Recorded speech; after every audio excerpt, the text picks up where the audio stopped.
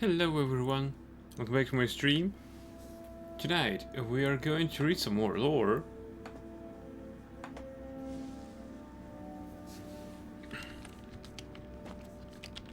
Oh, and we might also do some trading.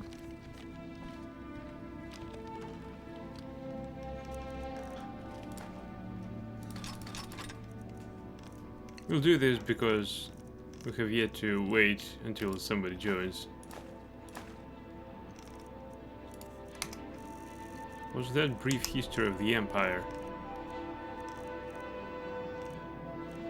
Yeah, it was.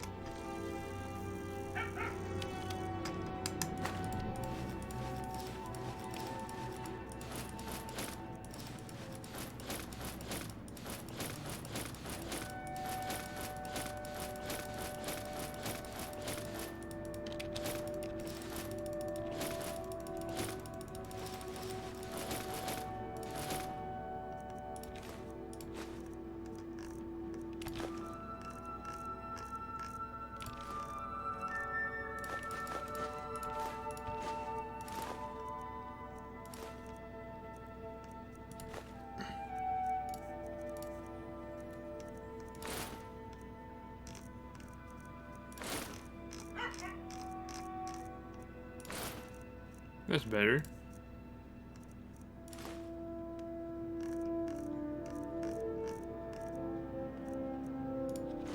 $78 potatoes.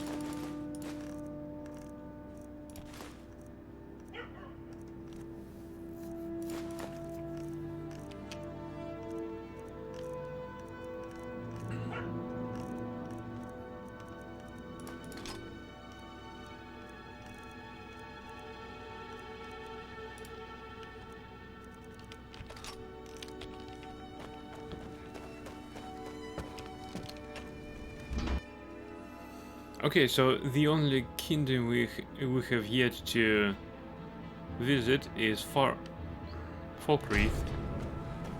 That's it. I heard about you being. Now here's a take a look.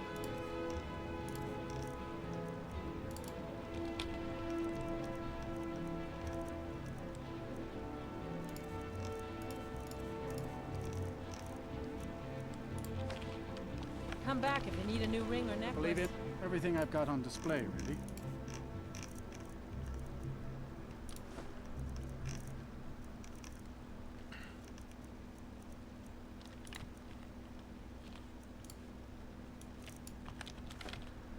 Come back when you need more meat.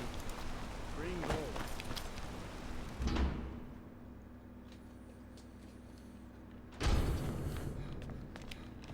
Everyone's been... Oh, a bit of this and a bit of that.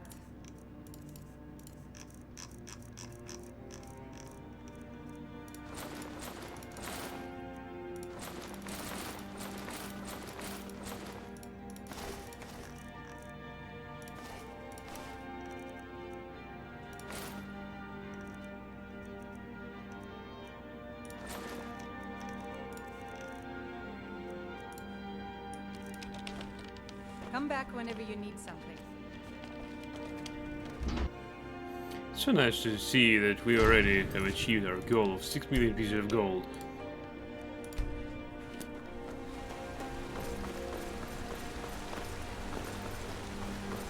You up your end? Now I know you've come by for more than just a visit. Glad to see you here.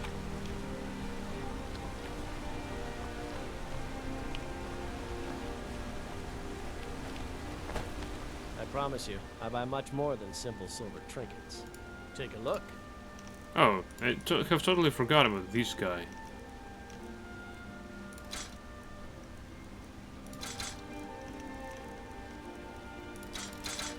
And I didn't trade with him because usually I didn't know where to find him.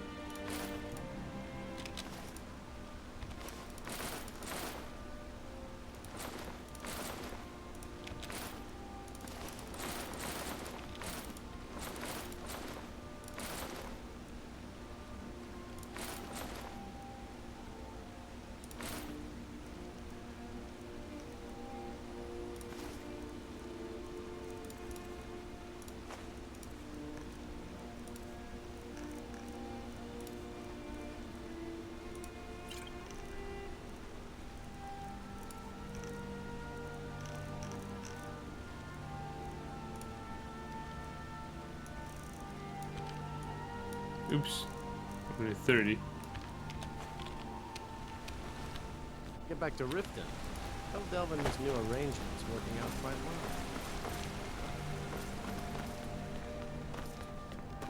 well. Okay, let's read.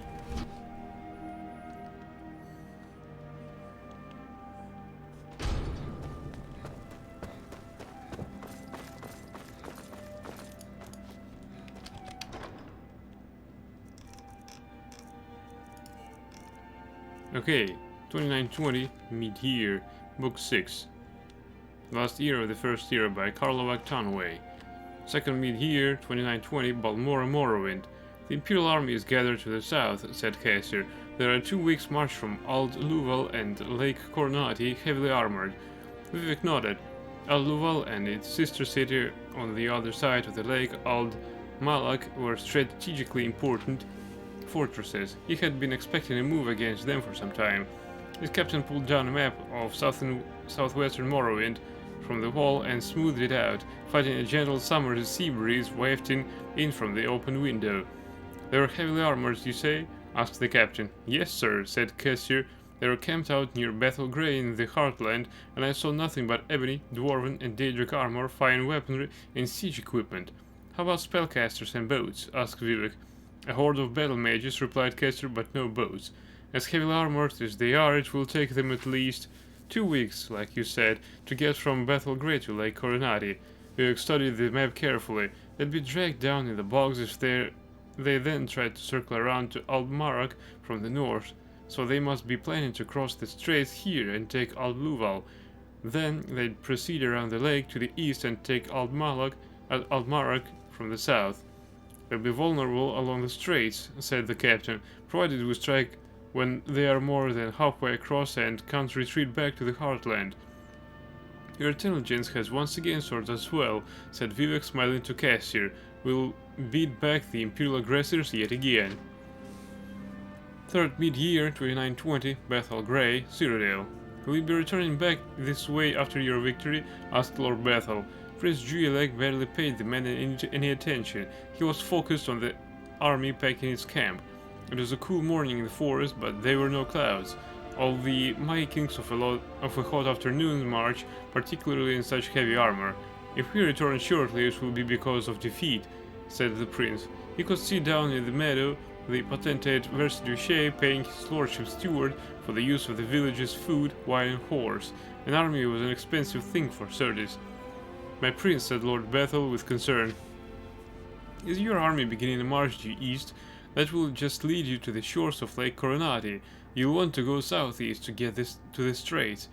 "We just make certain your merchants get their share of our gold," said the prince with a grin. "Let me worry about my army's direction." 16th Mid-Year, 2920, Lake Coronati, Morrowind. Vivek stared across the blue expanse of the lake, seeing his reflection and the reflection of his army in the cool blue waters. What he didn't see was the Imperial Army's reflection. They must have reached the straits by now, barring any mishaps in the forest. Tall feathered, thin lake trees blocked much of his view of the straits, but an army, particularly one clad in slow-moving heavy armor, could not move invisibly, silently. "Let me see the map again," he called to his captain. "Is there no other way they could approach? We have sentries posted in the swamps to the north in case they're fool enough to go there and be bogged under," said the captain. "We'll at least hear about it, but there is no other way across the lake except through the straits." Vivek looked down again at his reflection, which seemed to be distorting his image, mocking him. Then he looked back on the map. "Spy," said Vivek, calling Cassier over, "when you said the army had a horde of metal mages." "What made you so certain they were battle mages?" "They were wearing grey robes with mystical insignia on them," explained Cassier. "I figured they were mages, and why else would such a vast number travel with the army? They couldn't have all been healers." "You fool!" roared Vivek. "They're mystics schooled in the art of alteration. They've cast a spell of water breathing on the entire army." Vivek ran to a new vantage point where he could see the north. Across the lake, though it was but a small shadow on the horizon, they could see gouts of flame from the assault at Aldmarak. Vivek bellowed with fury and his captain got to work at once, redirecting the army to circle the lake and defend the castle. Return to Dwinnen, said Vivek flatly to Caesar before he rode off to join the battle. Your services are no longer needed nor wanted. It was already too late when the Morrowind army neared Aldmark.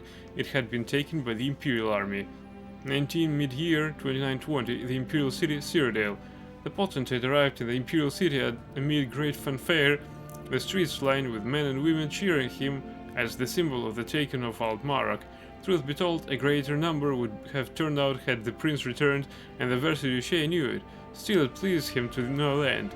Never before had citizens of Tamriel cheered the arrival of an Akaviri into their land. The Emperor Raymond III greeted him with a warm embrace, and then tore into the letter he had brought from the prince. I don't understand, he said at last, still joyous but equally confused. You went under the lake? Aldmark is a very well fortified fortress, explained the potentate. As I might add, the army of Morrowind has rediscovered, now that they are on the outside. To take it we had to attack by surprise, and with our soldiery in the sturdiest of armor. By casting the spell that allowed us to breathe underwater, we were able to travel faster than Vivek would have guessed. The weight of the armor made less by the aquatic surroundings, and attack from the water-bound west side of the fortress, where their defenses were their weakest. Brilliant, the Emperor crowed. You are a wondrous tactician, Versailles.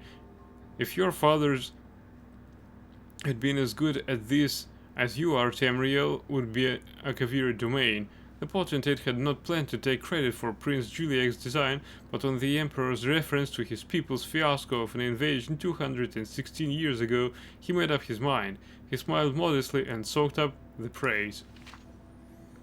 21st mid-year, 2920. Aldmark, Morrowind. Severian Chorak slithered to the wall and watched through the arrow slit the Morrowind army retreating back to the forest land between the swamps and the castle grounds. It seemed like the ideal opportunity to strike. Perhaps the forest could be burned and the army within them. Perhaps with Vivek in their enemies' hands, the army would allow them possession of Alt Luval as well. He suggested these ideas to the prince. What you seem to be forgetting, laughed Prince Juliek, is that I gave my word that no harm to the army or to their commanders during the truce negotiations. Do you not have honor during warfare on Akavir? My prince, I was born here in Tamriel. I have never been to my people's home, replied the Snake Man, but even so, your ways are strange to me. You expected no quarter and I gave you none when we fought in the Imperial Arena 5 months ago. That was a game, replied the prince, before nodding to his steward to let the Dunmer battle chief in. Juliek had never seen Vivek before, but he had heard he was a living god. What came before him was but a man, a powerfully built man, handsome, with an intelligent face, but a man nonetheless. The prince was pleased, a man he could speak with, but not a god. Greetings, my worthy adversary, said Vivek. We seem to be at an impasse. Not necessarily, said the prince. You don't want to give us Morrowind, and I can't fault you for that. But I must have your coastline to protect the Empire from overseas aggressions, and certain key strategic border castles, such as this one, as well as Alt Umbail, Tel Arun, Alt Lambasi, and Tel Muthivara. And in return? Asked Vivek. In return, laughed Severian Chorak, you forget we are the victorious here, not you. In return, said Prince Juliek carefully, there will be no Imperial attacks on Morrowind unless in return to no attack by you. You will be protected from invaders by the Imperial Navy, and your land may expand by taking certain estates in Blackmarsh, whichever you choose, provided they are not needed by the Empire. A reasonable offer, said Vivek after a pause. You must forgive me, I am unused to Cyrodiils who offer something in return for what they take. May I have a few days to decide? We'll meet again in a week's time, said the prince, smiling. In the meantime, if your army provokes no attacks on mine, we are at peace. Vivek felt the prince's chamber, feeling that Almalexia was right. The war was at an end. This prince would make an excellent emperor. The years continued in Sun's Height. Sun's Height, Book 7 of 2920, The Last Year of the First Era, by Carlo Octonaway. 4th Sun's Height, 2920, the Imperial City, Cyrodiil. The Emperor Raymond III and his potentate Versailles took a stroll around the Imperial Gardens, studded with statuary and fountains. The North Gardens fit the Emperor's mood, as well as being the coolest recreation in the cities during the heat of summertide. Austere, tired flower beds of blue, grey and green towered all around them as they walked. Vivek has agreed to the prince's terms for peace, said Raymond. My son will be returning in 2 weeks' time. This is excellent news, said the potentate carefully. I hope the Dunmer will honor the terms. We might have asked for more, the fortress at Black Gate, for example, but I suppose the prince knows what is reasonable. He would not cripple the empire just for peace. Yo, bro, welcome to my channel. I have been thinking lately of Regia and what caused her to plot against my life, said the Emperor, pausing to admire a statue of the slave queen Alessia before continuing. The only thing I can think of to account for it is that she admired my son too much. She may have loved me for my power and my personality, but he, after all, is young and handsome and will one day inherit my throne. She must have thought that if I were dead, she could have an emperor who had both youth and power. The prince was in on this plot. Asked Versailles, it was a difficult game to play, anticipating where the emperor's paranoia would strike next. Oh, I don't think so, said Raymond, smiling. No, my son loves me well. Are you aware that Korda, Raja's sister, is an initiate of the Morwa Conservatorium in Hegathe? Asked the potentate. Morwa? Asked the emperor. I've forgotten. Which god is that? Lusty fertility goddess of the Yokudans, replied the potentate, but not too lusty like Dibella, demure but certainly sexual. I'm through with the lusty women. The Empress Regia, all too lusty. A lust for love leads to a lust for power. The Emperor shrugged his shoulders. But a priestess in training with a certain healthy appetite sounds ideal. Now what were you saying about the Black Gate? 6 Suns Height, 2920, Thurzo Fortress, Cyrodiil. Regia stood quietly looking at the cold stone floor while the Emperor spoke. He had never before seen her so pale and joyless.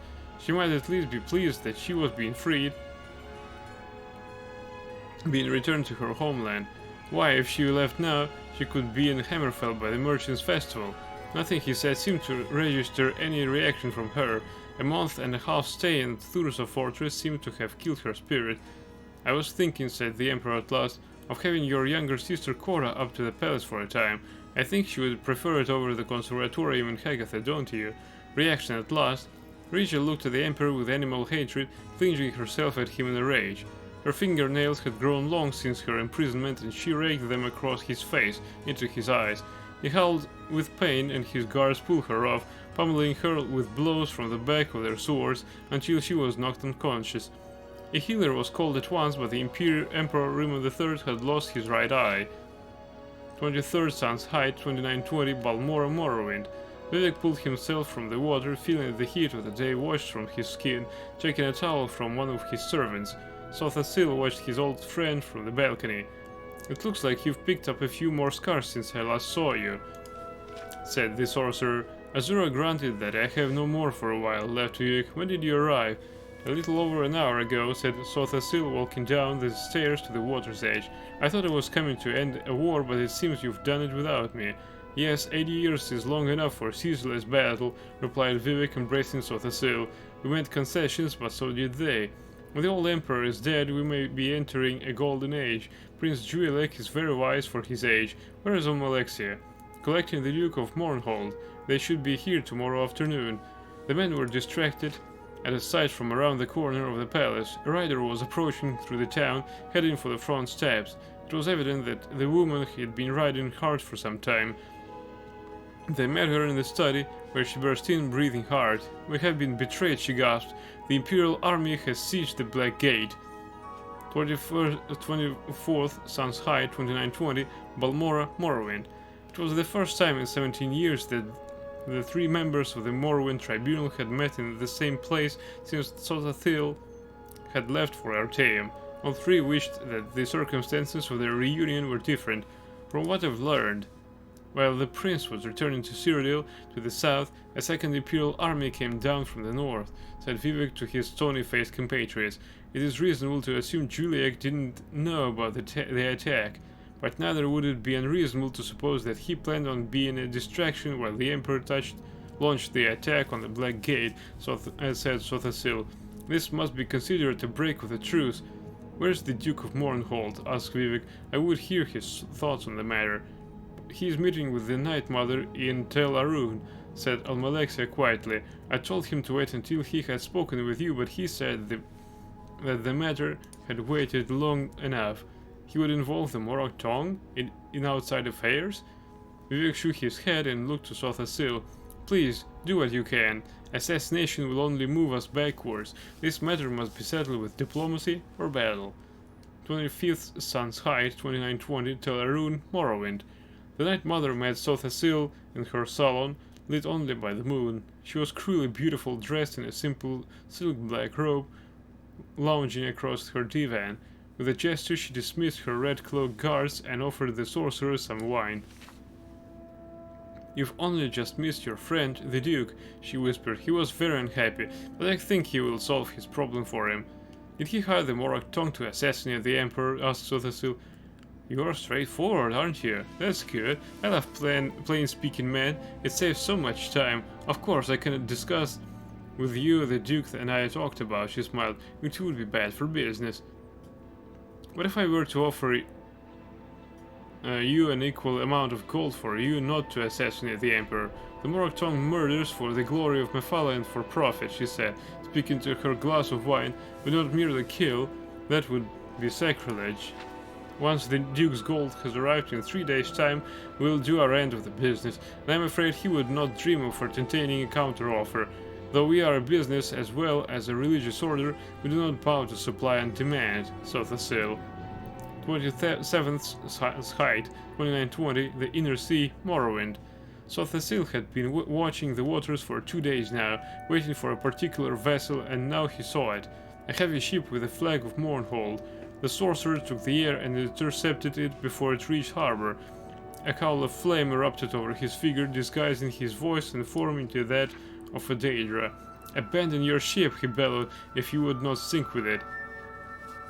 In truth, Sothasil could have exploded the vessel with but a single ball of fire, but he chose to take his time to give the crew a chance to dive off into the warm water. When he was certain there was no one living aboard, he focused his energy into a destructive wave that shook the air and water as it discharged. The ship and the Duke's payment to the Morag Tong sunk to the bottom of the Inner Sea. Night Mother, thought Sothasil, as he floated towards shore to alert the harbor master that some sailors were in need of rescue. Everyone bows to supply and demand.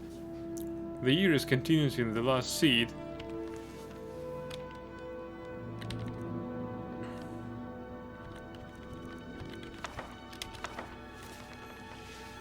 Last Seed, Book 8 of 2920, the last year of the first era, by Carlo Octanaway. First Last Seed, 2920, Mournhold, Morrowind. They were gathered in the Duke's courtyard at twilight, enjoying the smell and warmth of a fire of dry branches and bitter green leaves. Tiny embers flew into the sky, hanging for a few moments before vanishing. I was rash, agreed the Duke soberly, but Lorkhan had his laugh, and all is well. The Morag Tong will not assassinate the Emperor now that my payment to them is at the bottom of the Inner Sea. I thought you had made some sort of a truce with the Daedra princess. What your sailors called the Daedra may not have been one, said Sothasil. Perhaps it was the rogue battle mage or even lightning bolt that destroyed your ship. The prince and the Emperor are en route to take possession of Alt Lambasi as your truce agreed. It is certainly typical of the Cyrodiil to assume that their concessions are negotiable, while ours are not. Vivek pulled out a map. We can meet them there, in this village to the northwest of Alt Lambasi, Fairwinthel. But we'll meet them to talk, asked Almalexia, or to make war. No one had an answer to that. 15th Last Seed, 2920, Fairwinthel, Morrowind. A late summer squall blew through the small village, darkening the sky except for a flashing of lightning which leapt from cloud to cloud like acrobats. Water rushed down the narrow streets ankle deep, and the prince had to shout to be heard by his captains but a few feet away from him. There's an inn up ahead. We'll wait there for the storm to pass before pressing on to Alt Lambasi. The inn was warm and dry and bustling with business. Barmaids were rushing back and forth, bringing grief and wine to a back room, evidently excited about the famous visitor, someone who was attracting more attention than the mere heir to the Empire of Tamriel. Amused, Juliak watched them run until he overheard the name of Vivek. My lord Vivek, he said, bursting into the back room, you must believe me, I knew nothing about the attack on Black Gate until after it happened. We will, of course, be returning it to your care forthwith. I wrote you a letter to that effect at your palace in Balmora, but obviously you're not there. He paused, taking in the many new faces in the room. I'm sorry, let me introduce myself. I'm Julia Cyrodiil. My name is Almalexia, said the most beautiful woman the prince had ever seen. Won't you join us? Sothasil, said a serious-looking Dunmer in a white cloak, shaking the prince's hand and showing him to a seat.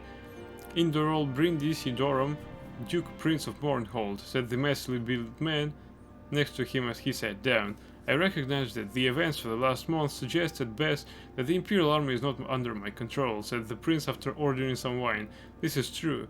The army is my father's.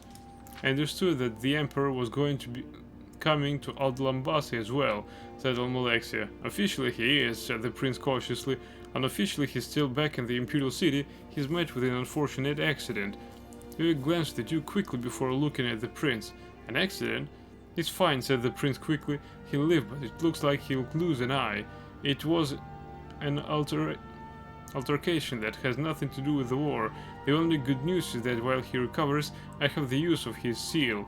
Any agreement we make here and now will be binding to the Empire, both in my father's reign and in mine.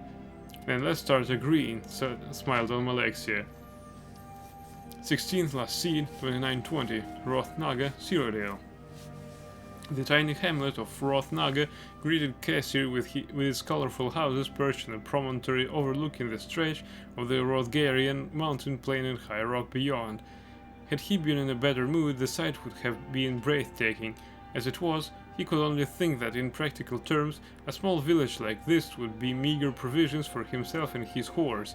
He rode down into the main square where an inn called the Eagle's Cry stood. Directing the stable boy to house and feed his horse, Cassir walked into the inn and he was surprised by its ambience. The minstrel he had heard play once in Gilderdale was performing a jaunty old tune to the clapping of the mountain man.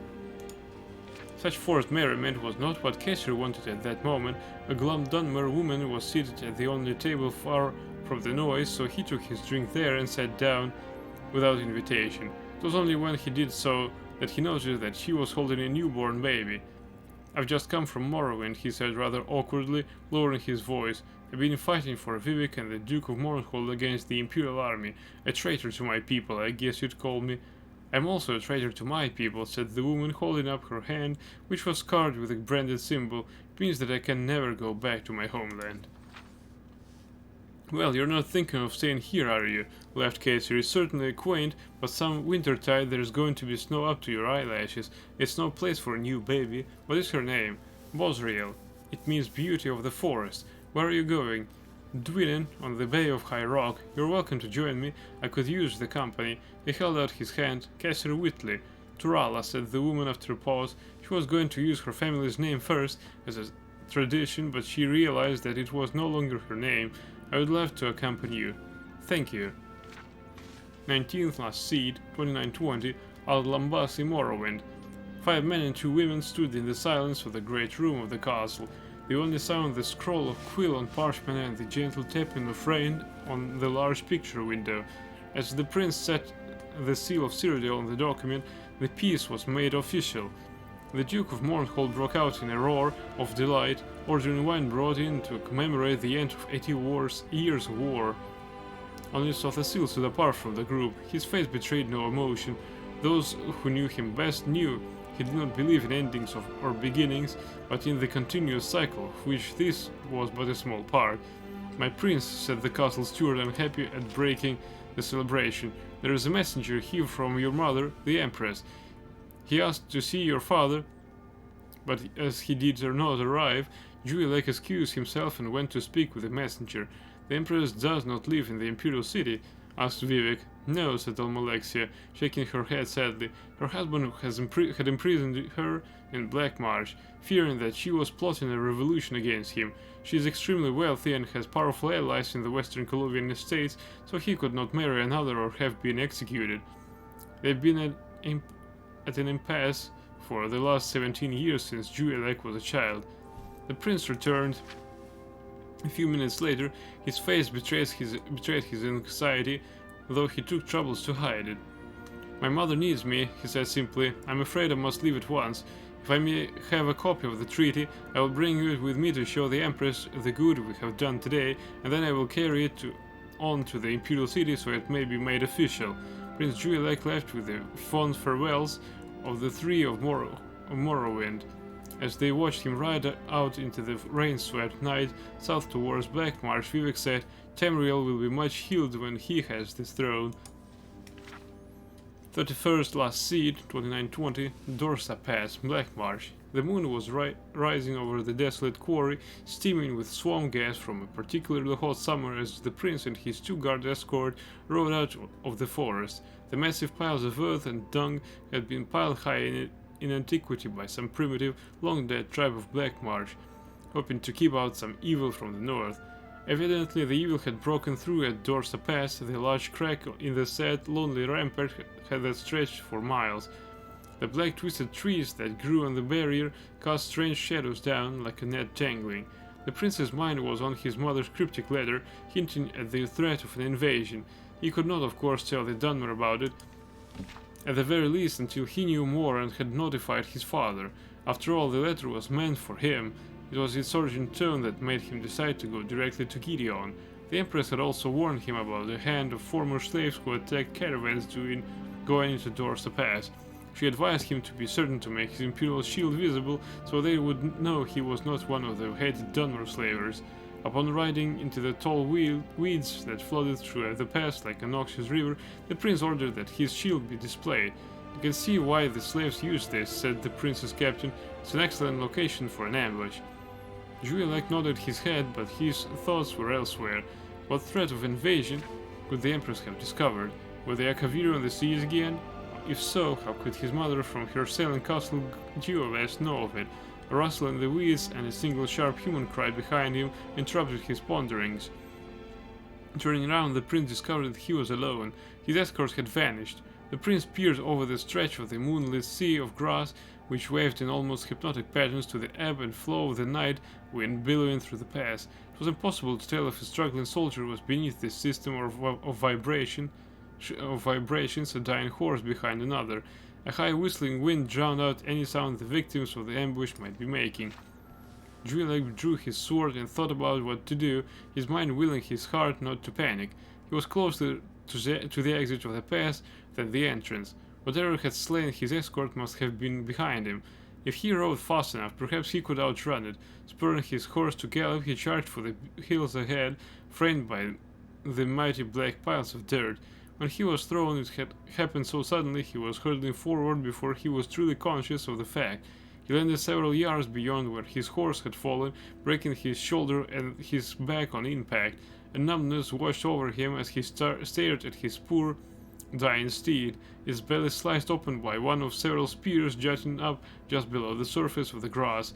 Prince Juilek was not able to turn and face the figure that emerged from the grass, nor able to move to defend himself. His throat was cut without ceremony. Miramor cursed when he saw the face of his victim more clearly in the moonlight. He had seen the Emperor at the Battle of Bodrum, when he had fought his Imperial Majesty's command, and this was clearly not the Emperor. Searching the body, he found the letter and a treaty signed by Vivek, Almalexia, Sothasil, and the Duke of Mournhold representing Morrowind, and the Prince Juilek Cyrodiil representing the Cyrodiil Empire. "Curse my luck," muttered Miramor to himself in the whispering grass. "I've only killed the prince. Where's the reward in that?" Miramor destroyed the letter, as Zook had instructed him to do, and pocketed the treaty. At the very least, such a curiosity would have some market value. He disassembled the traps as he pondered his next step. Returning to Gideon and ask his employer for a lesser reward for killing the heir, move on to other lands. At the very least, he considered he had picked up 2 useful skills from the Battle of Bodrum. From the Dunmer, he had learned an excellent spear trap, and abandoning the Imperial army, he had learned how to skulk in the grass. The year is continued in the Hearthfire. Hearthfire, Book 9 of 2920, The Last Year of the First Era by Karlwag Tunaway. Second Hearthfire 2920, Gideon, Blackmarsh. The Empress Tavia lay across her bed, a hot late summer wind she could not feel banging the shutters of her cell to and fro against the iron bars. Her throat felt like it was on fire, but still she sobbed uncontrollably, wringing her last tapestry in her hands. Her wailing echoed throughout the hollow balls of Castle Julius, stopping maids in their washing and guards in their conversation. One of her women came up to the narrow stairs to see her mistress, but her chief guard, Zook, stood at the doorway and shook his head. "She's just heard that her son is dead," he said quietly. 5th Hearthfire, 2920, the Imperial City, Cyrodiil. "Your Imperial Majesty," said the potentate Vesh through the door. "You can open the door. I assure you, you're perfectly safe. No one wants to kill you." "Maros, blood," came the Emperor Rimmon III's voice, muffled, hysterical, tinged with madness. "Someone assassinated the prince, and he was holding my shield. They could have thought he was me." "You're certainly correct, Your Imperial Majesty," replied the potentate, expunging any mocking qualities from his voice, while his black-slitted eyes rolled contemptuously.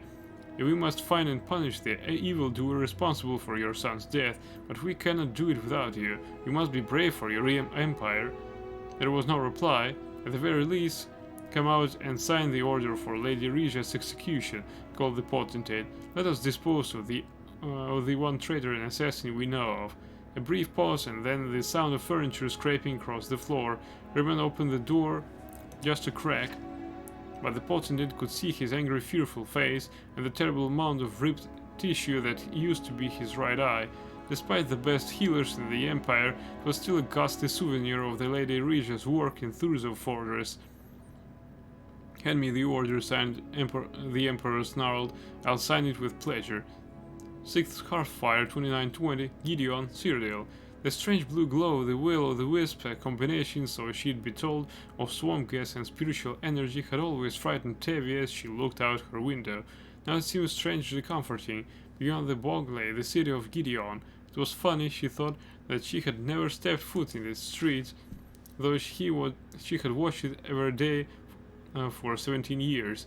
"Can you think of anything I've forgotten?" she asked, turning to look back on the loyal Kothringi Zook. "I know exactly what to do," he said simply. He seemed to smile, but the Empress realized that it was only her own face reflected in his silver skin. She was smiling and she didn't even realize it. "Make certain you aren't followed," she warned. "I don't want my husband to know where my gold's been hiding all these years, and do take your share of it. You've been a good friend."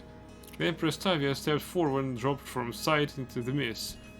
Zook replaced the bars on the tower window and threw a blanket or some pillows on her bed.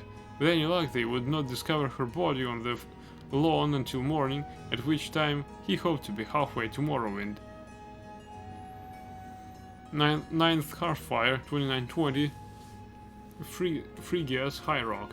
The strange trees on all sides resembled knobby piles crowned with great bursts of reds, yellows, and oranges, like insect mound caught fire. The Rodgarian mountains were fading into the misty afternoon.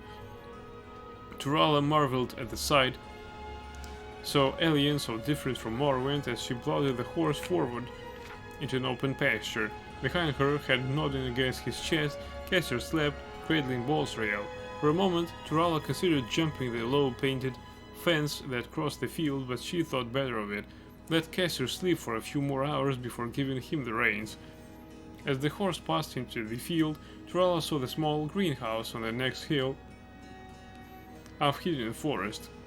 So the picturesque was the image, she felt herself lulled into a pleasant half-sleeping state. A blast of a horn brought her back to reality with a shudder. Cassir opened his eyes. "Where are we?" he hissed. "I don't know," Turala stammered, wide-eyed. "What is that sound?" "Orcs," he whispered. "A hunting party. Head for the thicket quickly." Turala trotted the horse into the small collection of trees. Cassir handed her the child and dismounted. He began pulling their backs off necks, throwing them into the bushes. The sound started then, a distant rumbling footfall, growing louder and closer. Turala climbed off carefully and helped Cassir unburden the horse. All the while Bosrael watched open-eyed. Turala sometimes worried that her baby never cried, now she was grateful for it. With the last of the luggage off, Cassir slapped the horse's rear, sending it galloping into the field. Taking Turala's hand, he hunkered down in the bushes. "With luck," he murmured, "they'll think she's wild or belongs to the farm and won't go looking for the rider." As he spoke, a horde of orcs surged into the field, blasting their horns. Turala had seen orcs before, but never in such abundance, never with such bestial confidence. Roaring with delight at the horse and its confused state, they hastened past the timber where Cassir, Turala, and Bosrael hid. The wildflowers flew into the air, and the their stampede powdering the air with seeds. Turala tried to hold back a sneeze and thought she was succeeded. One of the orcs heard something though and brought another with him to investigate. Kesser quietly unsheathed his sword, mustering all the confidence he could.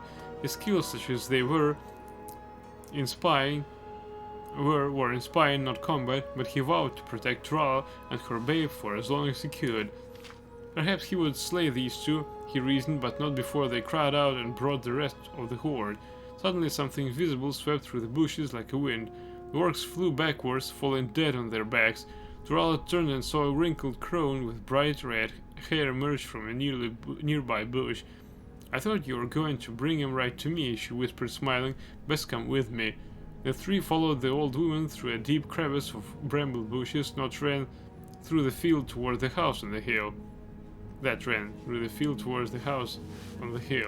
As they emerged on the other side, the woman turned to look at the orcs feasting on the remains of the horse, a blood-soaked orgy to the beat of multiple horns.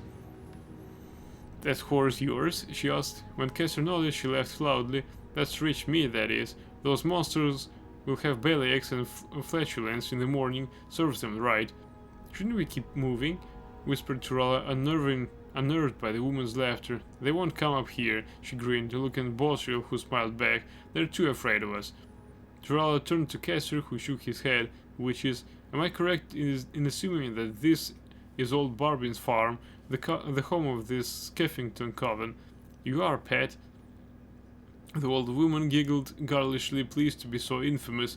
"I am Minister Skeffington." "What did you do to those orcs?" asked Turala, "back there in the thicket." "Spirit fist right side the head," Minister said, continuing the climb up the hill. Ahead of them was the farmhouse grounds, a well, a chicken coop, a pond, women of all ages doing chores, the laughter of children at play. The old woman turned and saw that Turala did not understand. "Don't you have witches where you come from, child?" "None that I know of," she said. "There are all sorts of wielders of magic in Tamriel," she explained. "The Psychics study magic like it's their painful duty. The battle mages in the army on the other end of the scale hurl spells like arrows. We witches commune and conjure and celebrate. To fail those orcs, I merely whispered to the spirits of the air, Amaro, Pina, Talatha, and the fingers of Kinnereth, and the breath of the world, with whom I have an intimate acquaintance, to smack those bastards dead. You see, conjuration is not about might, or solving riddles, or agonizing over musty old scrolls. It's about fostering relations, being friendly, you might say." "Well, we certainly appreciate you being friendly with us," said Kesser. "As well you might," coughed Minister. "Your kind destroyed the work homeland 2000 years ago. Before that, they never came all the way up here and bothered us. Now let's get you cleaned up and fed." With that, Minister led them into the farm, and Turala met the family of the Skeffington Coven. 11th Hearthfire 2920 in the Imperial City, Cyrodiil. Regia had not even tried to sleep the night before, and she found the somber music played during her execution to have a soporific effect. It was as if she was willing herself to be unconscious before the axe stroke. Her eyes were bound so she could not see her former lover, the Emperor, seated before her, glaring with his one good eye. She could not see the potentate versus shape, his coil neatly wrapped beneath him, a look of triumph in his golden face. She could feel numbly the executioner's hand touch her back to steady her. She flinched like a dreamer trying to awake. The first blow caught the back of her head and she screamed. The next hacked through her neck and she was dead. The Emperor turned to the potentate wearily. "Now that's done. You said she had a pretty sister in Hammerfell named Corda." 18th Hearthfire 2920, Dwinin, High Rock. The horse the witches had sold him was not as good as his old one, Kesser considered. Spirit worship and sacrifice and sisterhood might be all well and good for conjuring spirits, but it tends to spoil beasts of burden. Still, there was little to complain about. With the Dunmer woman and her child gone, he had made excellent time, ahead with the walls surrounding the city of his homeland. Almost at once he was set upon his old friends and family. "How went the war?" cried his cousin, running to the road. "Is it true that Vivek signed a peace with the prince, but the emperor refuses to honor it?" "That's not how it was it?" asked a friend, joining them. "I heard that the Dummer had the prince murdered, and then made up a story about the treaty, but there's no evidence for it. Isn't there anything interesting happening here? Kessler laughed. I really don't have the least interest in discussing the war or Vivek. You missed the procession of Lady Corda, said his friend. She came across the bay with full entourage and then east to the Imperial City. But that's nothing. What was Vivek like? Asked his cousin eagerly. He's supposed to be a living god. If Sheogorath steps down and they need another god of madness, he'll do, said Kessler haughtily. And the women? Asked the lad, who had only seen Dunmer ladies on very rare occasions. Custer Miller smiled. Turala Skeffington flashed into his mind for an instant before fading away. She would be happy with the coven, and her child would be well cared for, but they were a part of the past now, a place and a war he wanted to forget forever. Dismounting his horse, he walked it into the city, chatting of trivial gossip of life on the Iliac Bay.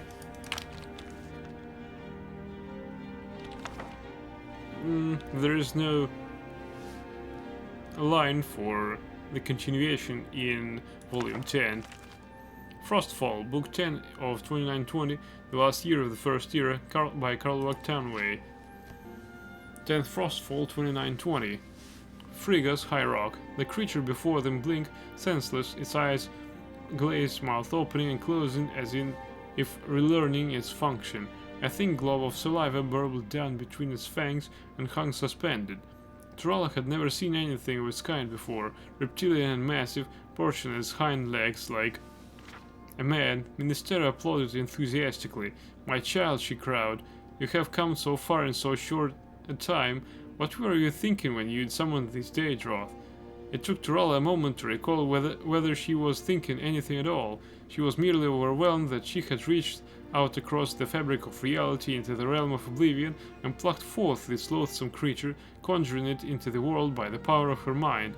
I was thinking of the color red, Turala said, concentrating, the simplicity and clarity of it, and then I desired and spoke the charm, and this is what I conjured up. Desire is a powerful force for a young witch, said Ministera, and it is well matched in this instance, for this Daedroth is nothing if not a simple force of the spirits. Can you release your desires easily? Turala closed her eyes and spoke the dismissal invocation. The monster faded away like a painting in sunlight, still blinking confusedly. Ministera embraced her dark elf pupil, laughing with delight. I never would have believed it. A month and a day you've been with the Coven, and you've already far more advanced than most of the women here. There is powerful blood in you, Turala, and you touch the spirits like you are touching a lover. You'll be leading this coven one day. I have seen it. Turala smiled. It was good to be complimented. The Duke of Mournhold had praised her pretty face and her family before she had dishonored them, praised her manners. Kessler had been nothing more than a companion. His compliments meant nothing, but with Ministera she felt she was home. You'll be leading the coven for many years yet, great sister, said Turala. I certainly intend to, but the spirits, while marvelous companions and faultless tellers of truth, are often hazy about the when and hows. You can't blame them, really. When and how means so little to them. Ministera opened the door to the shed, allowing the brisk autumn breeze in to dispel the bitter and fetid smells of the Daedroth. Now I need you to run an errand to Wayrest. It's only a week's ride here, there, and a week's ride back. Bring Doriatha and Selefina with you. As much as we try to be self-sufficient, there are herbs we can't grow here, and we seem to run through an enormous quantity of gems in no time at all. It's important that the people of the city learn to recognize you as one of the wise women of Skeffington Coven. You'll find the benefits of being notorious far outweigh the inconveniences. Turala did as she was bade. As she and her sisters climbed aboard their horses, Ministera brought her child, little 5-month-old Bosriel, to kiss her mother goodbye. The witches were in love with the little Dunmer infant, fathered by a wicked duke, birthed by wild alien elves in the forest heart of the Empire. Turala knew her nursemaids would protect her child with their lives. After many kisses and farewell wave, the 3 young witches rode off into the bright woods under covering of red, yellow and orange. 12th Frostfall 2920, Dwiden, High Rock. For mid this evening, the least loud Porcupine Tavern was widely crowded. A roaring fire in the pit in the center of the room cast an almost sinister glow on all the regulars and made the abundance of bodies look like a punishment tapestry inspired by the Arcturian heresies. Cassier took his usual place with his cousin and ordered a flagon of ale. "Have you been to see the Baron?" asked Peleth. "Yes, he may have worked for me in the palace of Furvius," said Cassier proudly, "but more than that I can't say. You understand secrets of state and all that. Why are there so many damned people here tonight? A shipload of dark elves just come into harbor.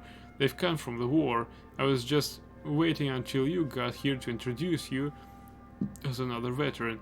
Cassier blushed but regained his composure enough to ask, "What are they doing here? Has there been a truce?" "I don't know the full story," said Peleth, "but apparently the Emperor and Vivek are in negotiations again.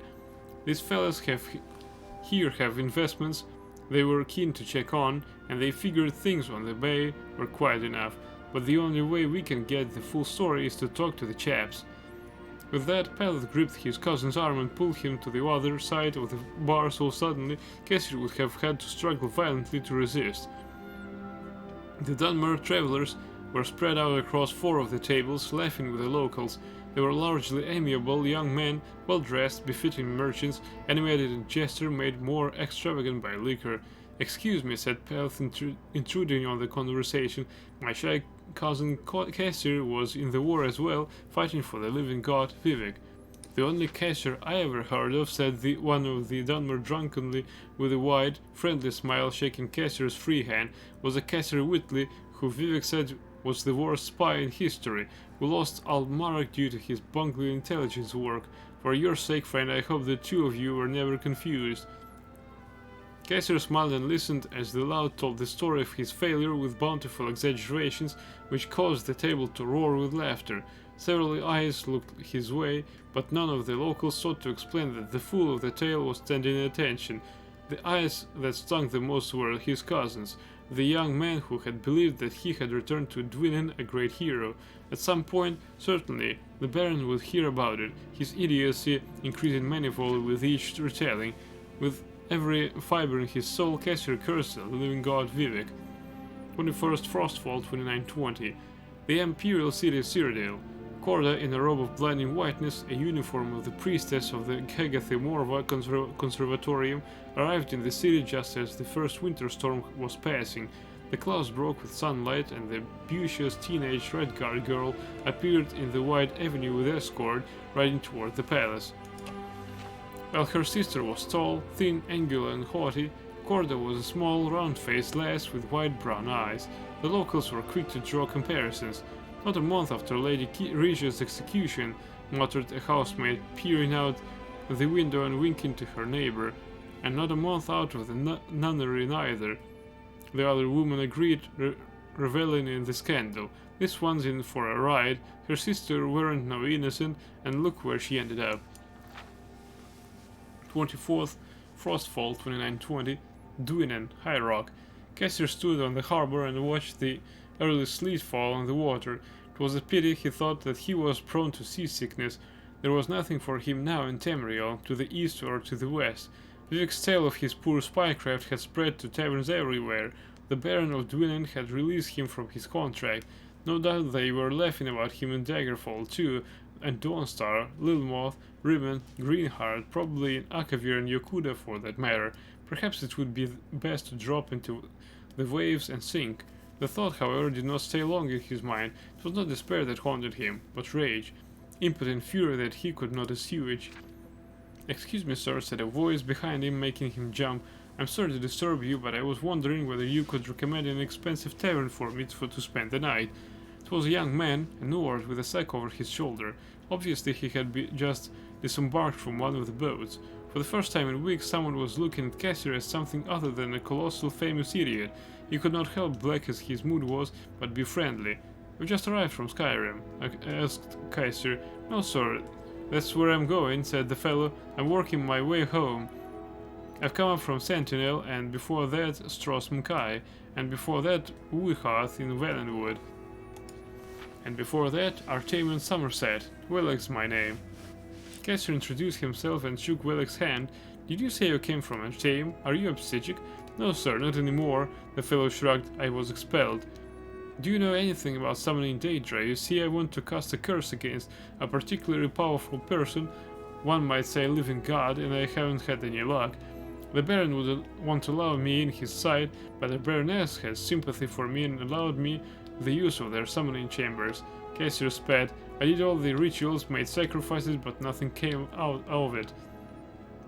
That be because of Sothasil, my old master, replied Velag with some bitterness. The Daedra princes have agreed not to be summoned by any amateurs, at least until the war ends. Only the Psychics may counsel with the Daedra and a few nomadic sorcerers and witches. Witches, did you say?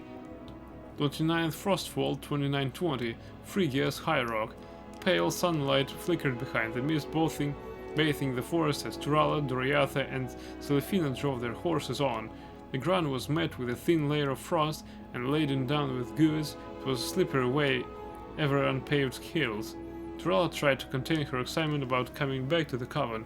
Wayrest had been an adventure, and she adored the looks of fear and respect the city folk gave her. But for the last few days, all she could think of was returning to her sisters and her child. A bitter wind whipped her hair forward so she could see nothing but the path ahead. She did not hear the rider approach to her side until he was almost upon her. When she turned and saw Cassir, she shouted with as much surprise as pleasure at meeting an old friend. His face was pale and drawn, but she took it to be merely from travel. What brings you back to Phrygia? She smiled. Were you not treated well in Dwynn? Well enough, said Cassir. I have need of the Skeffington Coven. Ride with us, said Turala. I'll bring you to Ministera. The four continued on, and the witches regaled Cassir with tales of Wayrest. It was evident that it was also a rare treat for Doriatha and Selefina to leave old Barbin's farm. They had been born there as daughters and granddaughters of Skeffington witches. Ordinary High Rock city life was exotic to them as it was to Turala.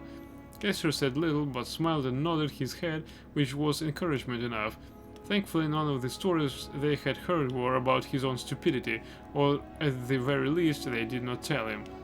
Doriatha was in the midst of a tale she had heard in a tavern about a thief who had been locked overnight in a pawn shop when they crossed over a familiar hill.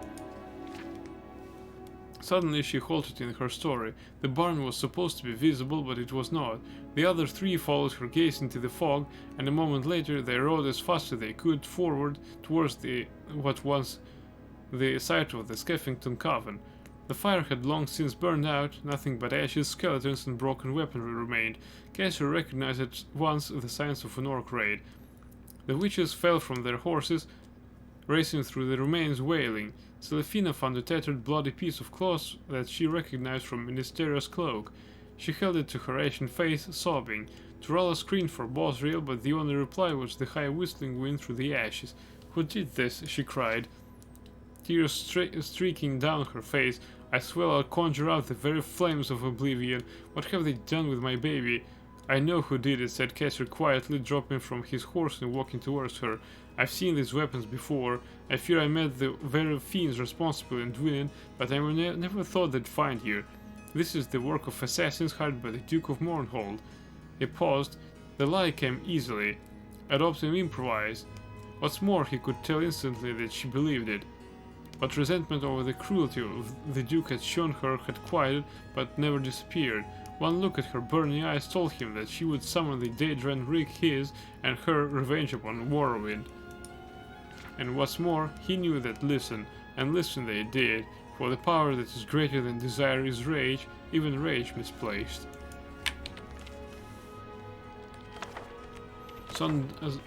Sun's Dusk, Book 11 of 2920, the last year of the First Era, by Karlovak Tanway. Sun's Dusk, 2920, Tel Aruun, Morrowind. I meant to see you, Night Mother, said the guard, a Kothringi tribesman who presents his credentials as Lord Zook of Blackmarsh, part of the Imperial garrison of Gideon. What makes you think I'd have even the slightest possible interest in seeing him? Asked the Night Mother with venomous sweetness. It brings a letter from the late Empress of the Cyrodiilic Empire. We're having a busy day, she smiled, clapping her hands together with delight. Show him in. Zook entered the chamber, his metallic skin, though exposed only at his face and hands, caught the light of the fireplace and the lightning of the stormy night from the window. The Night Mother noted also that she could see herself as he saw her, serene, beautiful, fear-inspiring. He handed her his letter from the Empress without word. Sipping her wine, she read it. The Duke of Morrowind also offered me an appreciable sum to have the Emperor murdered earlier this year, she said, folding the letter. His payment sunk and never was delivered. It was a considerable annoyance, particularly as I had already gone to the trouble of putting one of my agents in the palace. Why should I assume that your more than generous payment from a dead woman will arrive? I brought it with me, said Zook simply. It is in the carriage outside.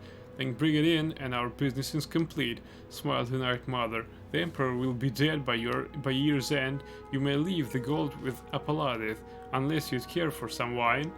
Zook declined the offer and withdrew.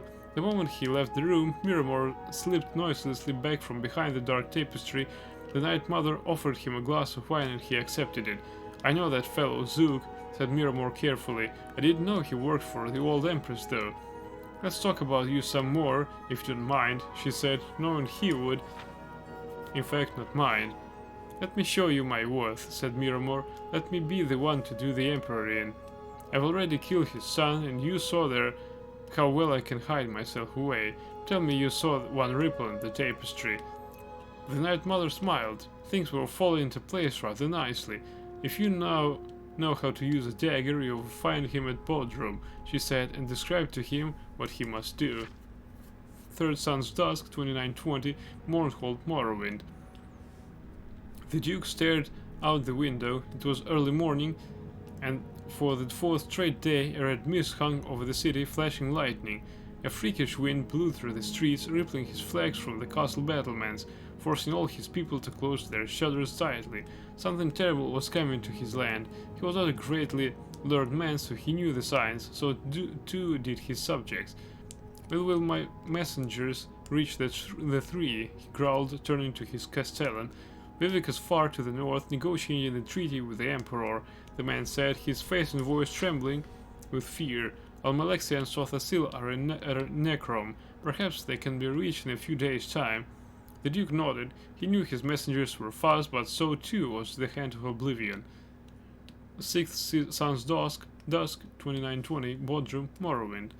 Torchlight caught in the misting snow gave the place an otherworldly quality. The soldiers from both camps found themselves huddled together around the largest of the bonfires, winter-bringing enemies for fourscore of warring close together. While only a few of the Dunmer Guard could speak Cyrillic, they found common ground battling for warmth. When the pretty Red Guard maiden passed into their midst to warm herself before moving back to the treaty tent, many a man from both armies raised their eyes in approval. The Emperor Rimmon III was eager to leave negotiations before they had ever begun. A month earlier he thought it would be a sign of goodwill to meet at the site of his defeat to Vivek's army, but the place brought back more bad memories than he thought it would. Despite the protestations of Potentate Versailles that the rocks of the river were naturally red, he could swear he saw splatters of his soldiers' blood. We have all the particulars of the treaty, he said, taking a glass of hot Uele from his mistress Corda. But here and now is not the place for signing. We should do it at the Imperial Palace with all the pomp and splendor this historic occasion demands. You must bring Almalexia with you too, and that wizard fellow. Sothasil, whispered the potentate. When? Asked Vivek with infinite patience. In exactly a month's time, said the Emperor, smiling munificently and clambering awkwardly to his feet. We'll hold a grand ball to commemorate. Now I must take a walk. My legs are all cramped up with the weather. Corda, my dear, will you walk with me? Of course, your Imperial Majesty, she said, helping him toward the tent's entrance. Would you like me to come with you as well, your Imperial Majesty? Asked Versailles. Or I? Asked King Drozel of Senchal, a newly appointed advisor to the court. That won't be necessary, I won't be gone a minute, said Rimmon. Miramore crouched in the same rushes he had hidden nearly 8 months before. Now the ground was hard and snow-covered, and the rushes slick with ice. Every slight movement he made issue worth a crunch. If it were not for the raucous songs of the combined Morrowind and Imperial army gathered above the bonfire, he would not have dared creep as close to the Emperor and his concubine. They were standing at the curve in the frozen creek below the bluff, surrounded by trees sparkling with eyes. Carefully, Miramor removed the dagger from its sheath. He had slightly exaggerated his abilities with a short blade to the Night Mother. True, he had used one to cut the throat of Prince Juilek, but the lad was not in any position to fight back at the time. Still, how difficult could it be to stab an old man with one eye? What sort of blade skill would such an easy assassination require? With his ideal movement presented itself before his eyes, the woman saw something deeper in the woods, an icicle of unusual shape, she said, and darted off to get it. The Emperor remained behind, laughing. He turned to the face of the bluff to see his soldiers singing their song refrain, his back to his assassin. Miramor knew the moment had come. Mindful of the sound of his footfall on the icy ground, he stepped forward and struck, very nearly. Almost simultaneously he was aware of a strong arm holding back his striking arm, and another one punching a dagger into his throat. He could not scream. The Emperor, still looking up at the soldiers, never saw Miramor pulled back into the brush, and a hand much more skilled than he slicing into his back, paralyzing him.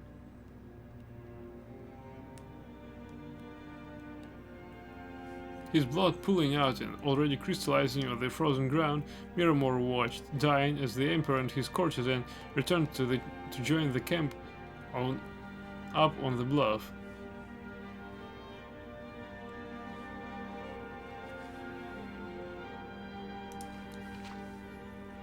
12th Sun's Dusk 2920, Mournhold, Morrowind. A bout of ever-erupting flame was all that remained of the central courtyard of Castle Mournhold, blasting skyward into the boiling clouds. A thick tarry smoke rolled through the streets, igniting everything that was wood or paper on fire. Winged bat-like creatures carried the citizens from their hiding places out into the open, where they were met by the real army. The only thing that kept all of Mournhold from burning to the ground was the wet, sputtering blood of its people. Mehrunes Dagon smiled as he surveyed the castle crumbling. "To think I nearly didn't come," he said aloud, his voice booming over the chaos. Imagine missing all this fun. His attention was arrested by a needle-thin shaft of light piercing through his black and red-shadowed sky. He followed it to its source, two figures, a man and woman, standing on the hill above town. The man in the white robe he recognized immediately as Sothasil, the sorcerer who had talked all the Princess of Oblivion into that meaningless truce. If you've come for the Duke of Mournhold, he isn't here," laughed Mehrunes Dagon, "but you might find pieces of him the next time it rains." "Daedra, we cannot kill you," said Almalexia, her face hard and resolute, but that you will soon regret." With that, two living gods and the Prince of Oblivion engaged in battle on the ruins of Mournhold. 17th Sun's Dusk 2920, Tel Aruhn, Morrowind. "Night Mother," said the guard, "correspondence from your agent in the Imperial Palace."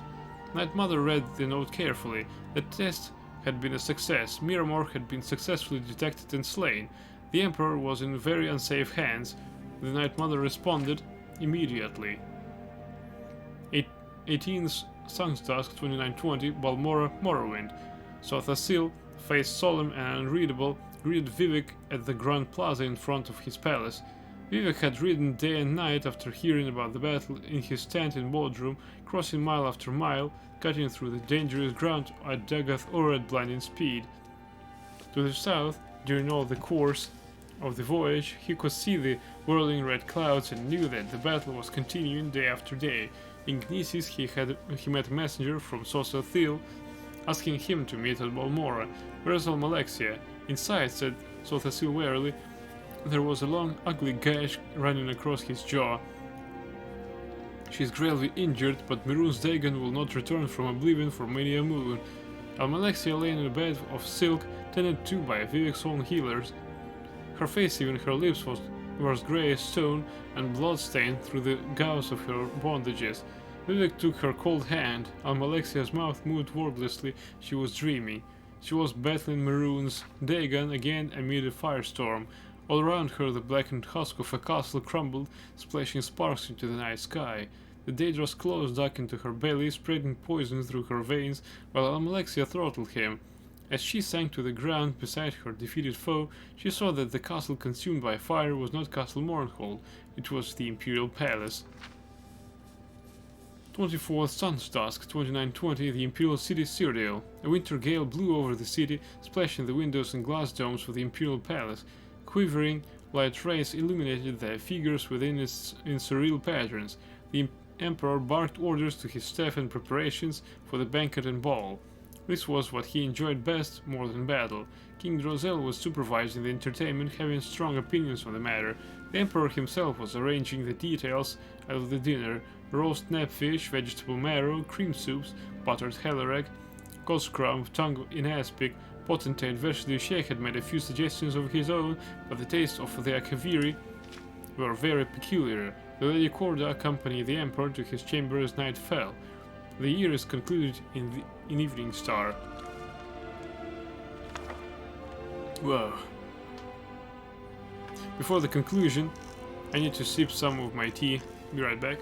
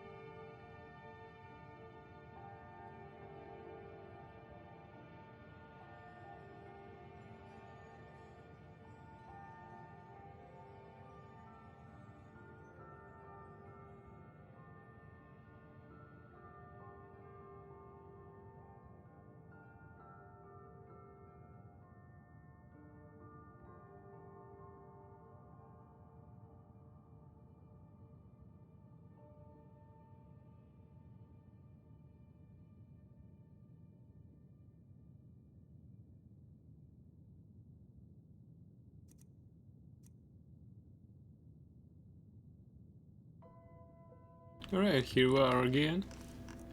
Let's read to this 2920 Evening Star, Volume 12. Last Year of the First Era by Carl Wagtanway.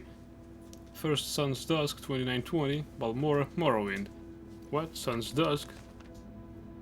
It should be Evening Star. But alright. Balmora, Morrowind. The winter morning sun glinted through the cobweb of frost of the window, and Almalexia opened her eyes. An ancient healer mopped a wet cloth round her head, smiling with relief.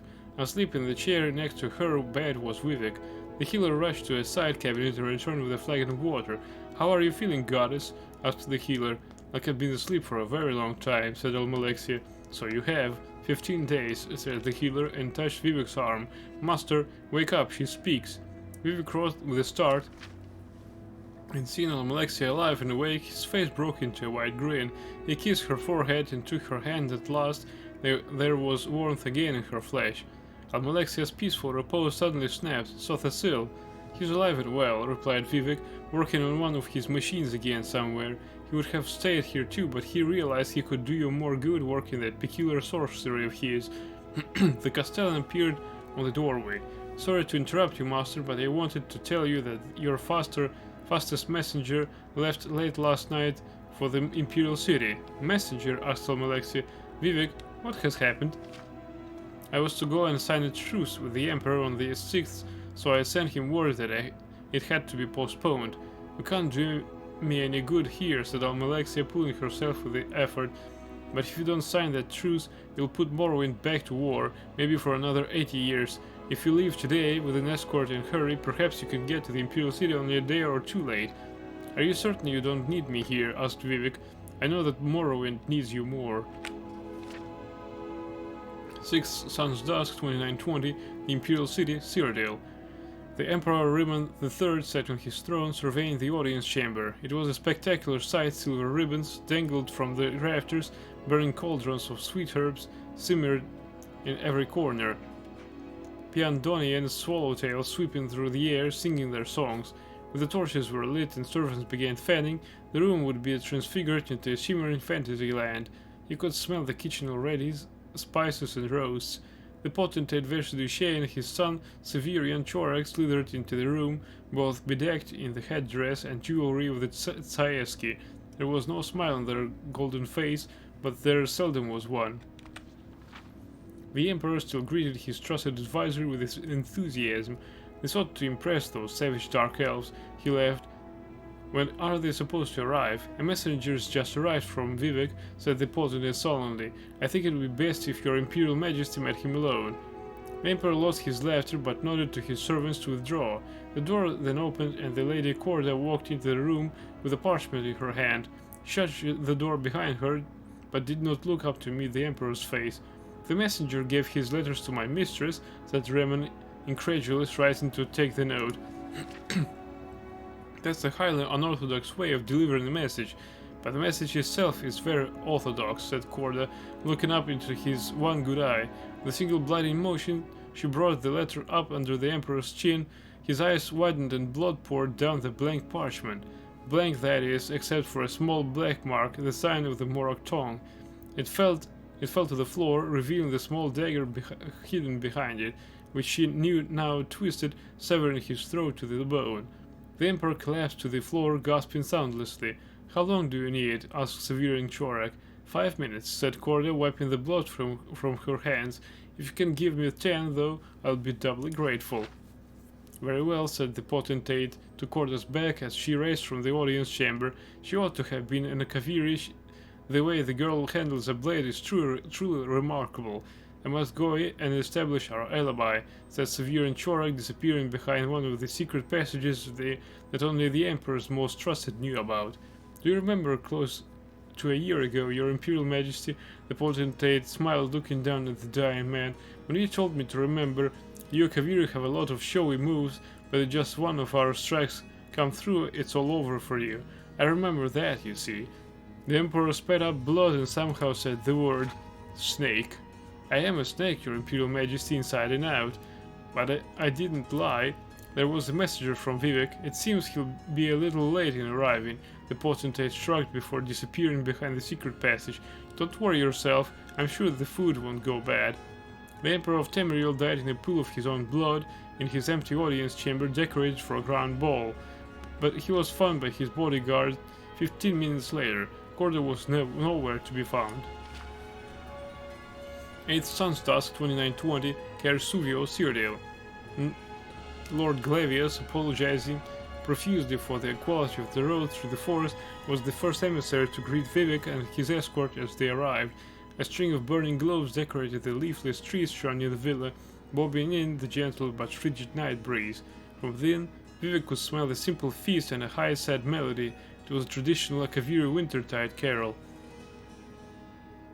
Versailles Shay greeted Vivek at the front door. I'm glad you received the message before you got all the way to the city, said the potentate, guiding his guest into the large, warm drawing room. We're in a difficult transition time, and for the moment it is best not to conduct our business at the capital. There is no heir? Asked Vivek. No official one, though there are distant cousins vying for the throne. While we sort the matter out, at least temporarily the nobles have decided that I may act in the office of my late master. Versailles Shay signaled for the servants to draw 2 comfortable chairs in front of the fireplace. Would you feel most comfortable if we signed the treaty officially right now, or would you like to eat something first?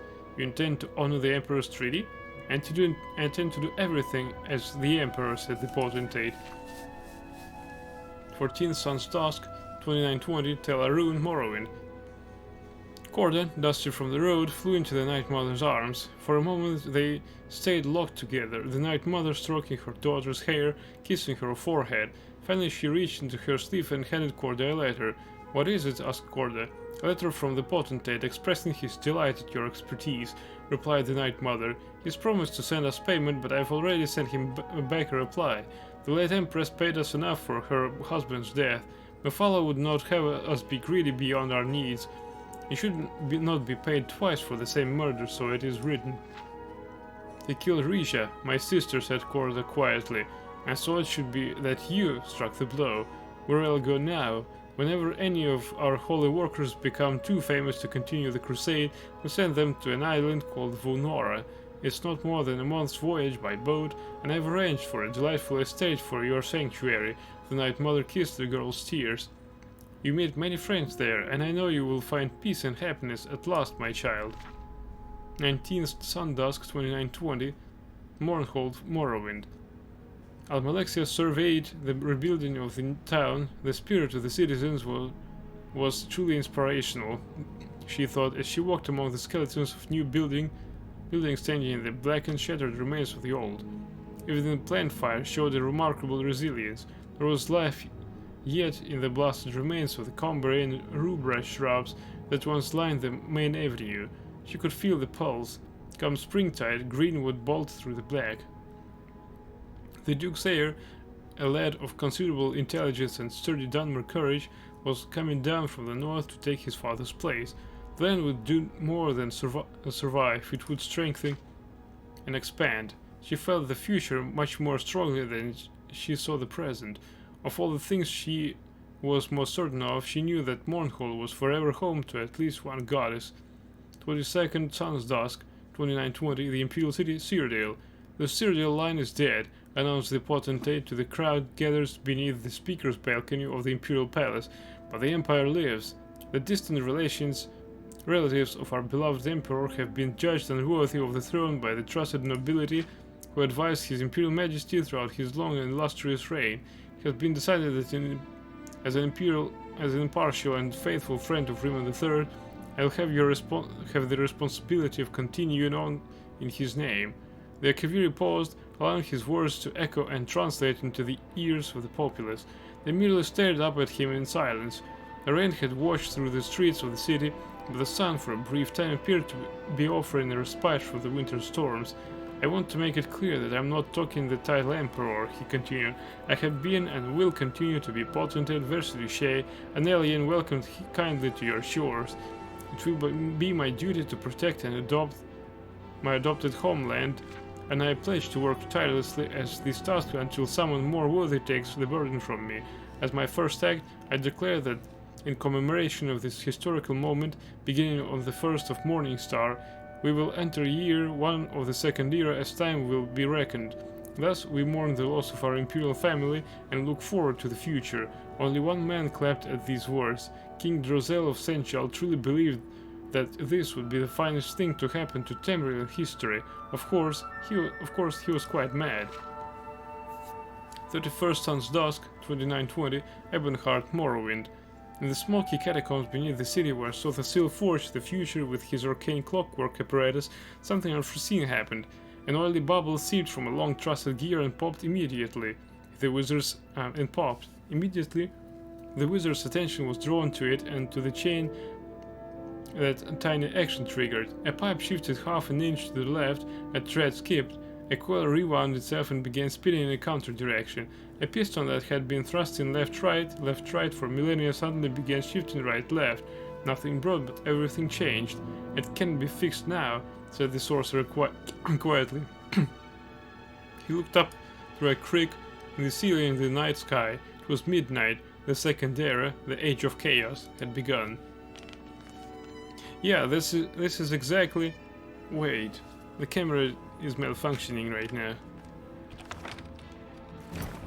See, this is exactly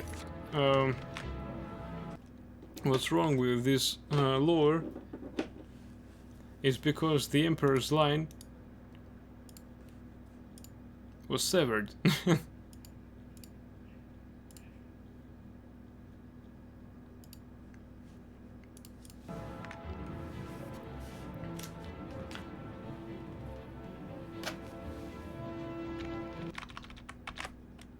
And because of that, there are no heirs.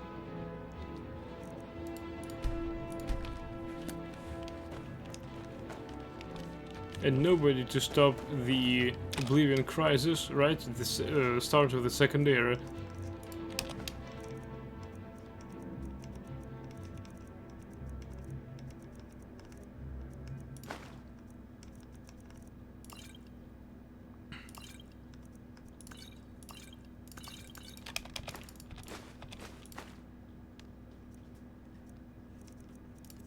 Enchanter's what? Primer.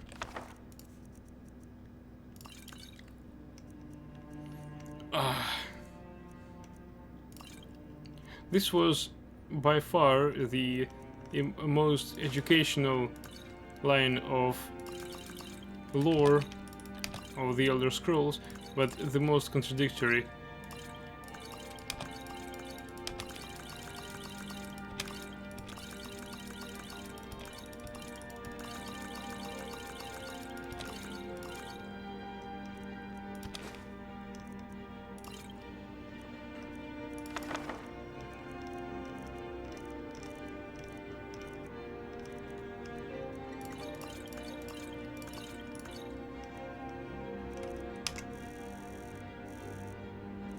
Well, we managed to sell everything. Well, almost everything.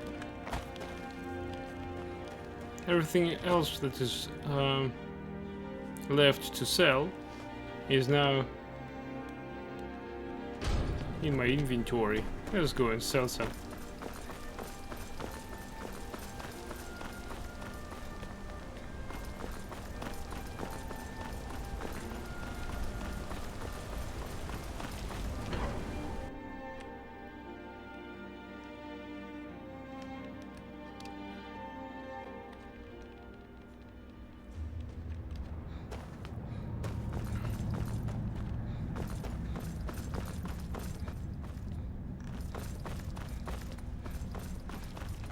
Don't let my uncle go on about his theories. Good. Take a look. All night.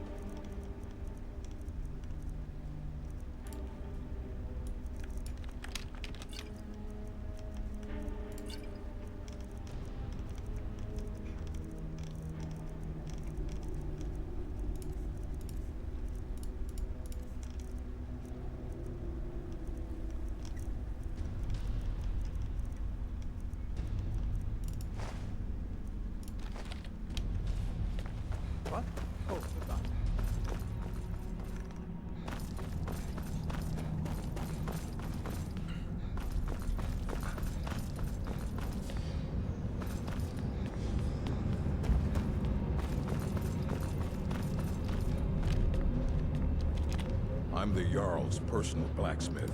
Looking to protect yourself or deal some damage? Funny as it is, we can still join either side of the conflict with devastating effect. Damn it. Sold the wrong potion. Ah.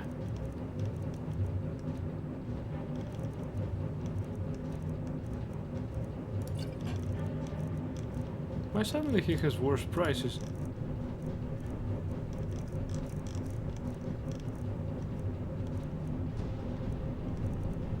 Why I got nothing to sell for 25? Right. We'll have these 3 platters and 2 ruined books. Fight well.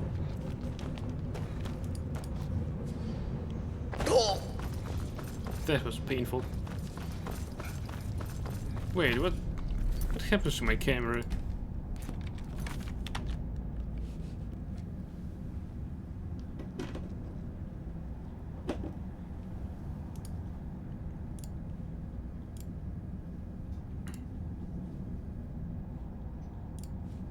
Oh, that's better.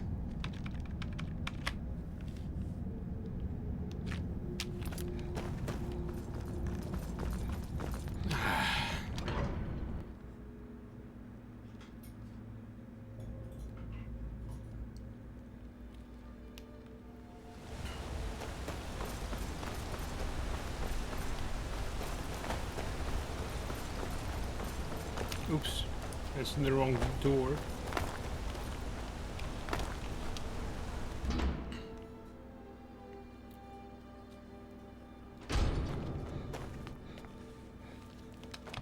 The hags. Ah, so you're an alchemist then.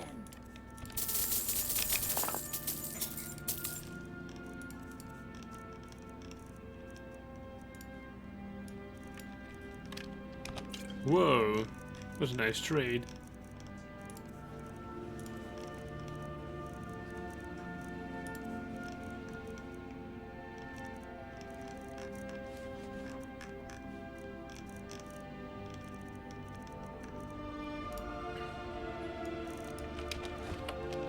Now, you let me know if you need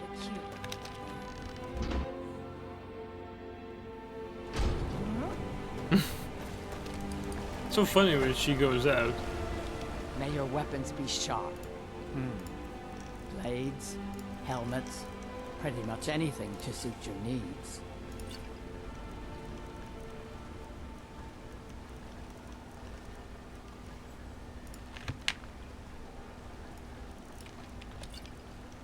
$17, empty wine bottles. Let me know if you need something for it.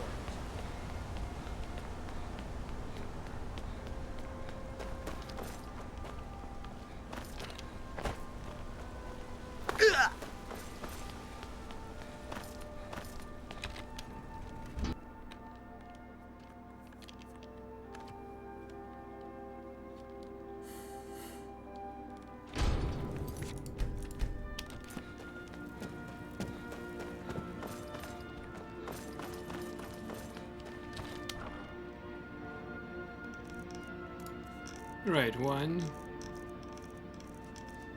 2, 3.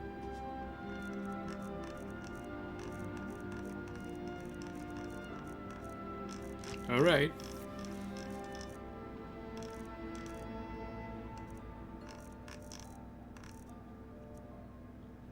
Songs of the Return, Volume 2. The first tale of the Duramzu. Our great Lord Ysgramor, the Harbinger of Sol, did then send forth his 2 beloved sons, with him the only other survivors of the brutalities of Southall, to seek out the bravest warriors of the land and mount the great return. Ingoln and Ilgar they were called, and they were known among Atmora as fine warriors with bright eyes and dawning futures. Ingol the elder was the brave strategist, bringing his learnings to bear on the battlefield, that his enemies would be defeated before they even know the battle had begun. Ilgar the younger was possessed of an unwavering spirit that drove his singular prowess to overwhelming feats in war.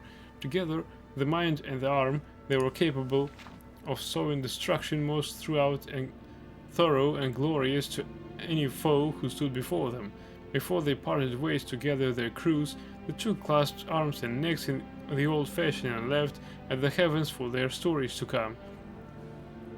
Young Ingar then took to the massive shipyards of Gilkurvik at the southern point and commissioned 2 ships for himself and his brother. He would command the Doramzo and his brother the Harak, thus carrying the names of the 2 favorite stars of their heavens.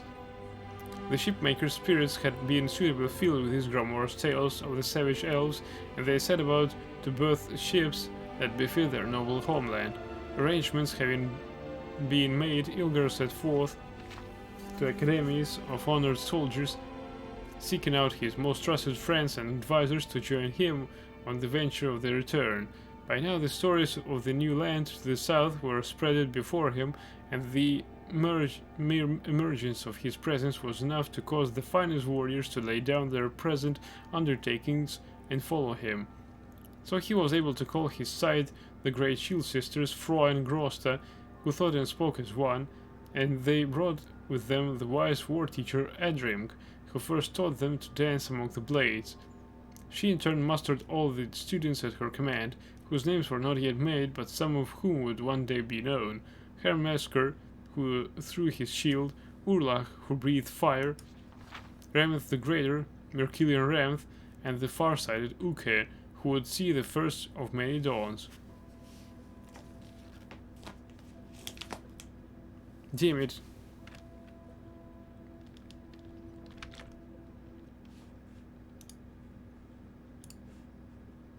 This camera is something, right?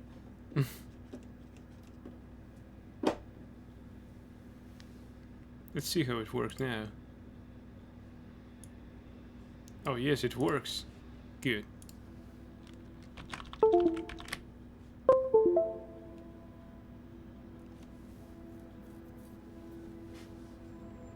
On the day of final passage, when the many-oared fleet would last see the distant green summers of Atmor, the brothers were near in their father's wake as the freshly joined 500 would eagerly press onwards toward Tamriel. Ilgar could see his well-minded brother smiling from afar across the waves, and they shouted war cries to each other, longing for the soon day when their assembled crews would draw the treacherous elf-blood into the ground which they would now claim for their own rights. But Kain's ministrations are not to be taken lightly, and thought her blessings gave wind to drive those brave sailors to their destiny, so too did her mighty tears fall to drive them apart. When the storm of separation first arose, young Ilgar had no fear, for his crew was strong and able, and their ship drove true through the forest of swells as though pulled by the rope of fate. When the skies cleared and Ilgar glimpsed again, with new eyes, the land of his past and future home, he knew his brother's vessel was not within his horizon. The Daramzo, arriving late, drew forth into the sands, and Ilgar rushed to his father to seek word of his brother. The great Isgramor, harbinger of us all, wept for his lost son and sought comfort in the arms of his only remaining joy. The crew of the Harak became the first death among the 500, and Ilgar so enraged with love for his brother that his crew would soon be counted as first among the many noble and honored names in the companions.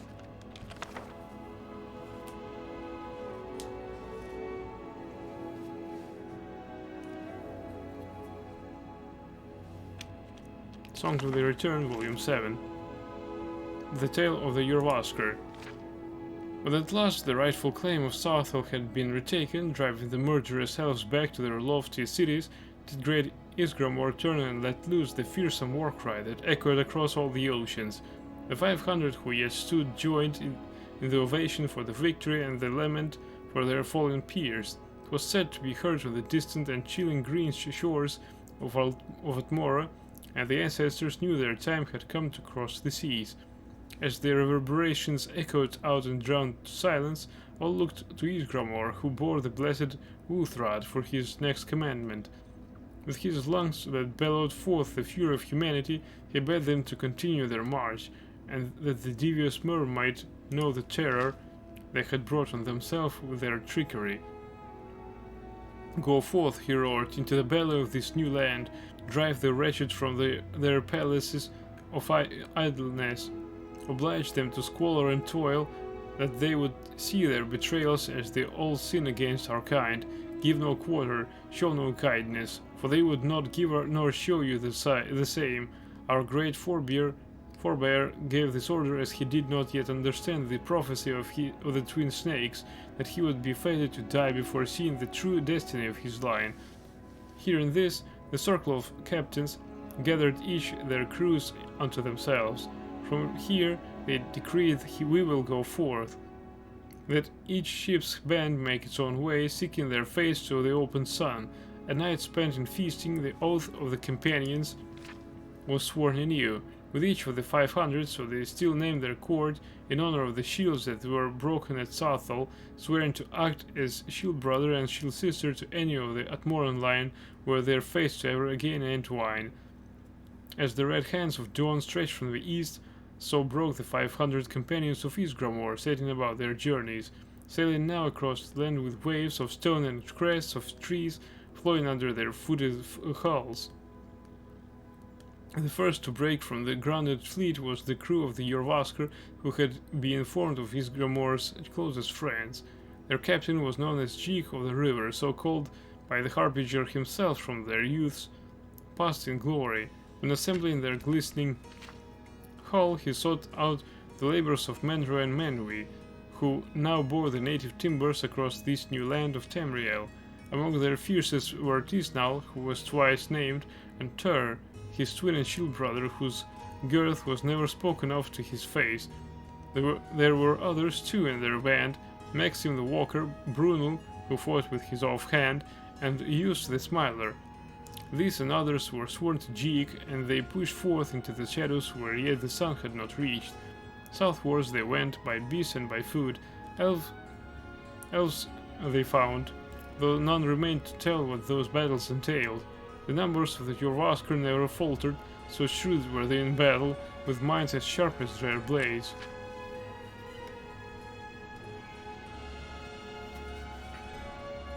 Once as the sun beat from its high home, yonder the tiny, the one who ran ahead, came over the hill and told what was seen. Amidst the vast plain of his eyes had met a monument of a bird whose eyes and beak were open in flame. When his brothers and sister crested the hill, they too saw its glory, but they were afraid, for no elven settlement could be seen to the horizon. But this is not seemly, said Cluvi, who went by Loete when hiding his face. Is not this wide land fit for harvest? Why have not the elves, vile to their core, seen to exploit and tame it? They asked of their elven captives, for they had many, what they found unfit about these plains, yet even the captives who still bore their tongues could say nothing of the valley. They looked with fear at the winged colossus, and from their babblings did the warriors of Jorvaskr learn that it was older than even the elves themselves. Of those who wrought it solid from its mother stone, nothing could be said, but it was known to drive a magic almost as old as Nirn itself, some remnant of the gods' efforts to render a paradise in Mundus before the shattering of Lorkhan. The first of many, this crew of the Jorvaskr, heathens and ancestors to us all, feared no stories or gods. Indeed, if there was something that the elves feared, they would have it for their own. Thus began the labors once more of Menro and Manwi, whose eager hands again laid to that Moran wood which had borne them all across the sea, and what was their ship become their shelter, as they valley became their purview until the end of all their days. Thus began the building of the great city, circled by the running of the White River, as brought forth by these beloved of Ysgramor, yet but 22 of the glorious 500 companions.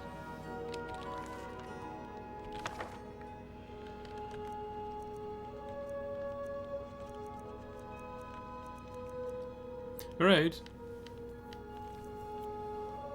There are 3 more books of Songs of the Return. The Poison Book. These letters. And a Dance in the Fire. So I thank everyone for watching. I hope that you enjoyed as much as I did. I wish you all good night, sweet dreams, and stay tuned for the next episodes of me reading this lore. I mean, I hope this will be an episode. So I don't know when we will finish that. I hope that during our next stream. So with that, I think about raiding somebody, and perhaps this will be a successful Lost. She's playing Baldur's Gate 2 Shadows of Amn. So again, thank you everyone for watching. See you around. Bye. Let's raid successfully Lost.